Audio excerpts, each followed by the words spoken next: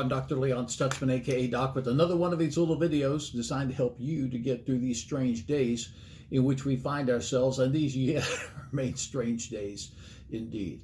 I'm talking this week about hindrances to receiving. We looked at the pool of Bethesda, not at the man that received his miracle, but at all the people around the pool that never received theirs.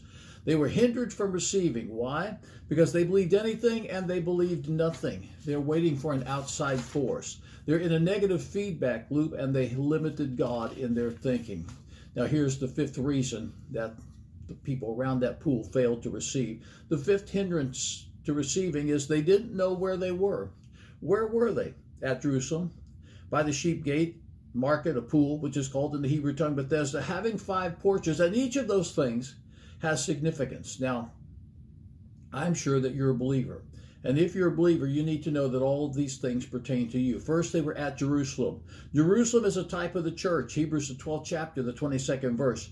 But you are come to Mount Zion, to the city of the living God, a heavenly Jerusalem, to an innumerable company of angels. You're part of the church. Now, I know we do church differently in these pandemic days. We have become a largely live stream Facebook church. We do have a handful of people that gather together at the building on Sunday morning, but I've encouraged all of our church folk, as long as the pandemic is raging, if they are being met spiritually via Facebook and live stream, to live stream Facebook and be faithful from 10 o'clock until 11 o'clock every Sunday morning. And they're there every Sunday morning.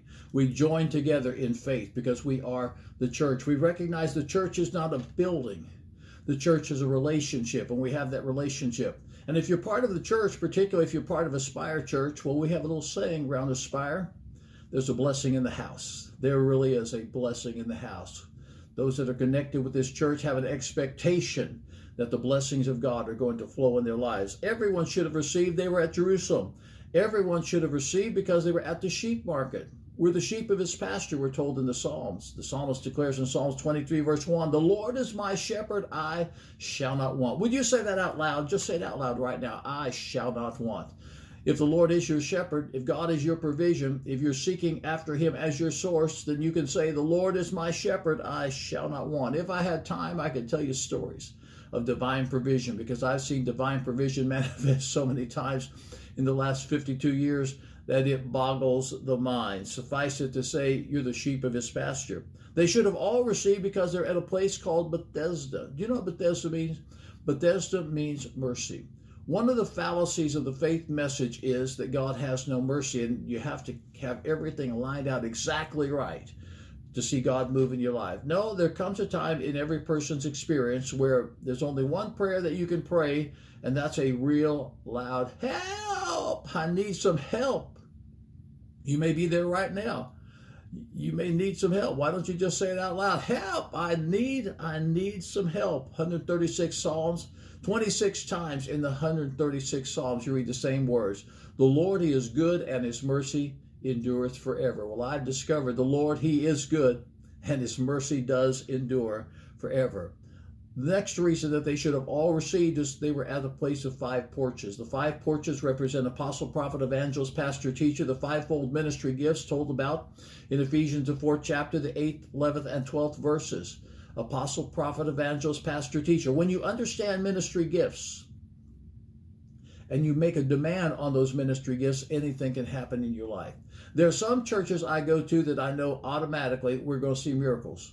Why? Because they have an expectation. They've learned to draw on the prophetic anointing, and miracles manifest because they have that expectation. I go to other churches where they know they're going to hear a good message, but they really don't have that expectation. They've not learned how to draw on that anointing. Well, if you're connected with this ministry, I want you to draw on the anointing and know that there's no time, there's no space, there's no distance with the anointing. And the Bible declares that the yoke shall be destroyed because of the anointing. They should have all received. They didn't all receive. I want you to receive. Get rid of the hindrances to receiving. Believe and receive. This Sunday at Aspire Church, because February is for faith, this Sunday, how to have an overcoming faith. It's actually 7 steps to an overcoming faith. I'll share this message with you Sunday.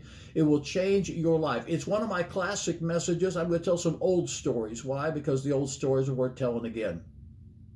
7 Steps to an Overcoming Faith this Sunday, Aspire Church. Catch it on the live stream at aspirechurch.tv. That's live stream aspirechurch.tv, Facebook Aspire Church TV, Sunday morning, 10 o'clock Eastern Standard Time. Facebook Aspire Church TV, live stream aspirechurch.tv. It's going to be powerful. I'll be back next week with some more insight on walking by faith and experiencing the blessings of God in your life. I'm Dr. Leon Stutzman. I'll see you then.